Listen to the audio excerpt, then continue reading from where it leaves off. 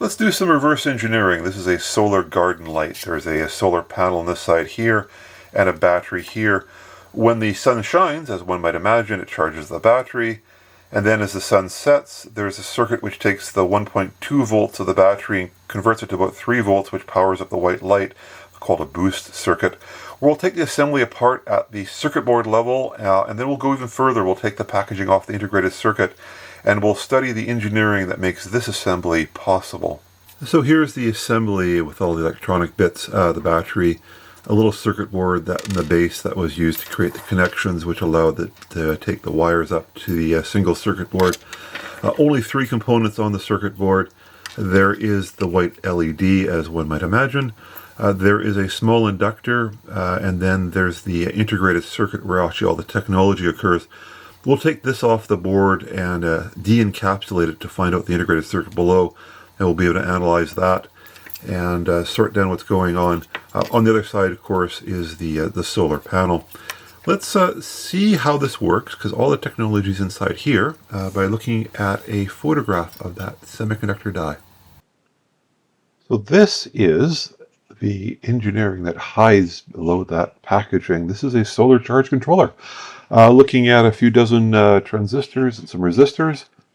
And to sort down what we're looking at, what we'll have to do is pop back to the circuit board level and just refresh our memory as to what kind of components we should expect.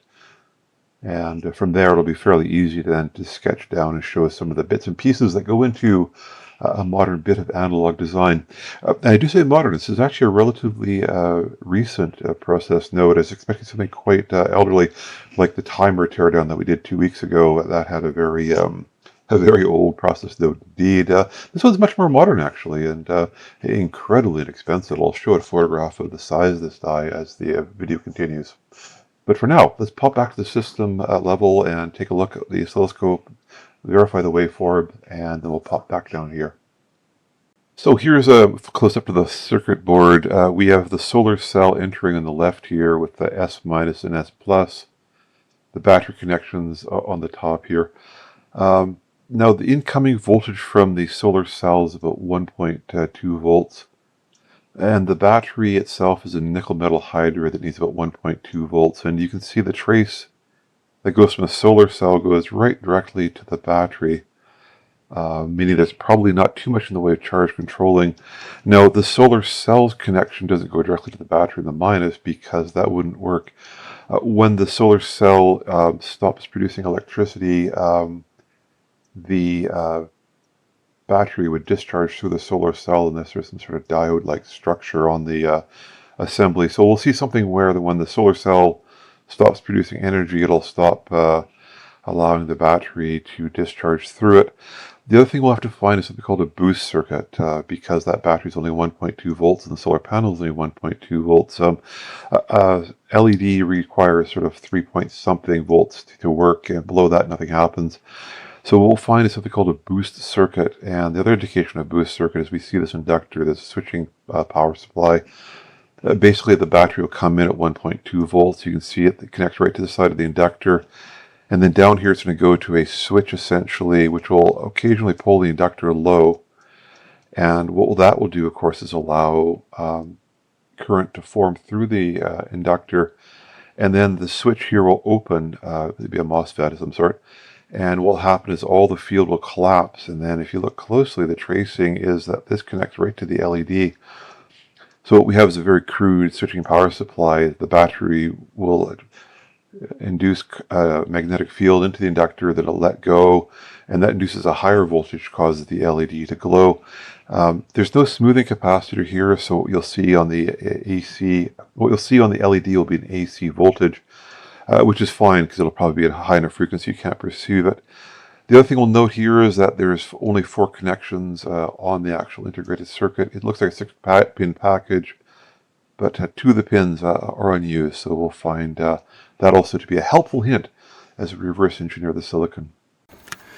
So I've removed the battery and replaced it with a lab power supply, and we're going to probe the inductor here, and we'll just go up to the oscilloscope and see what it is, and then we'll adjust the voltage.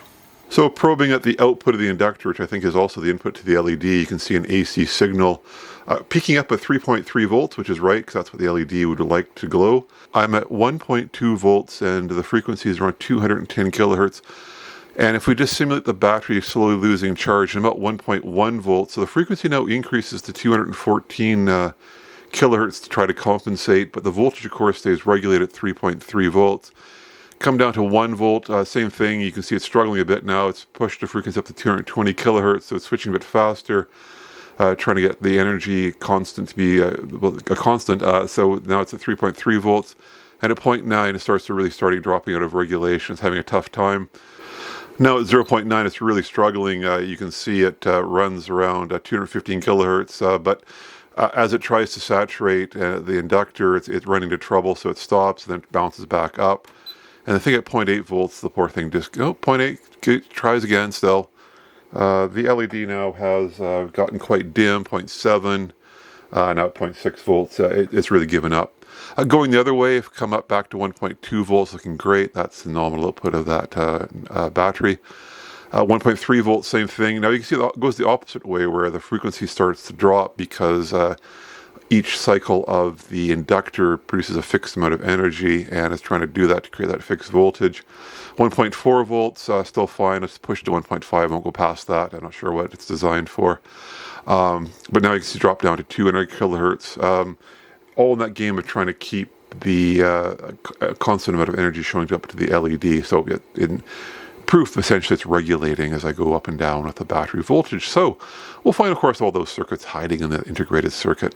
All right, so we're back to the semiconductor die photograph, and now we can start figuring out what we're looking at. This is a field effect transistor, and as you can tell, because it takes a quarter of the die up, it's probably pretty big.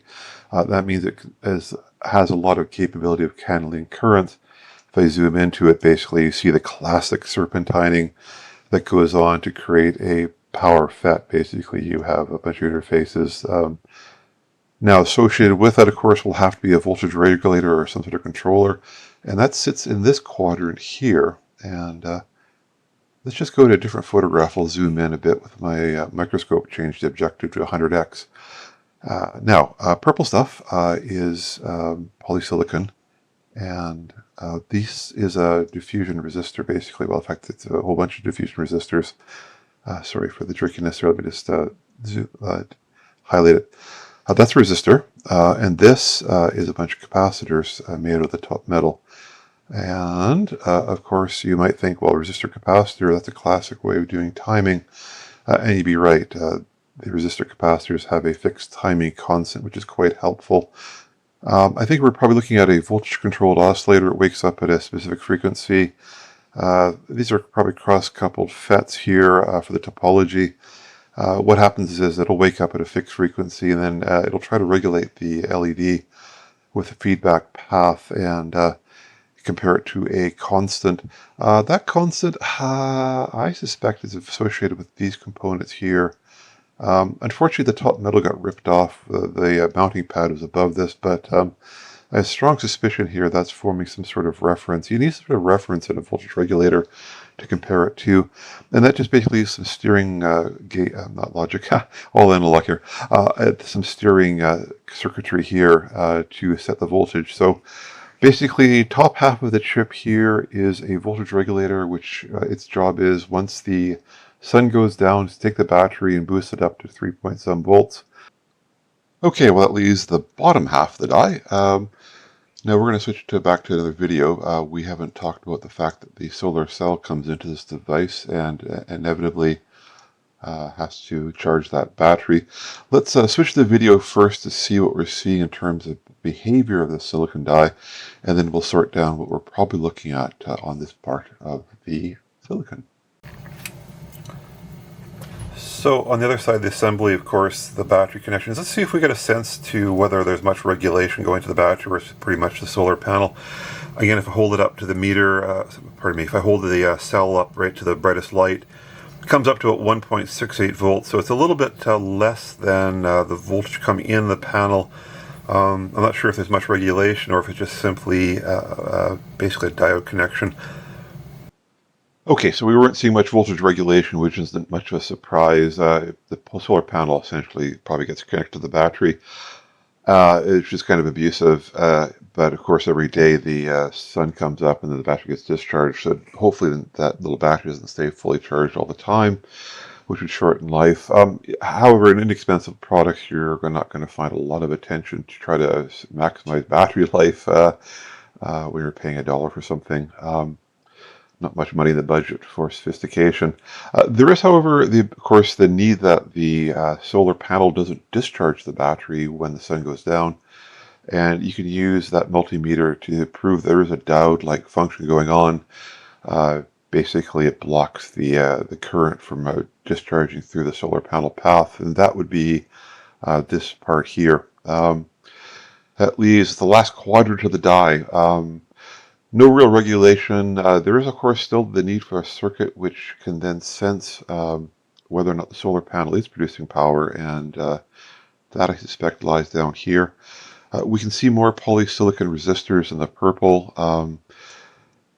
This is not what you'd think of as a voltage divider and a comparator because those resistances are too small for that, and it act like a dead short. But there will be some circuitry which has the ability to just detect whether or not there is voltage or isn't voltage, and that's here. And that circuitry then tells this circuitry, which is the voltage regulator, essentially to turn on.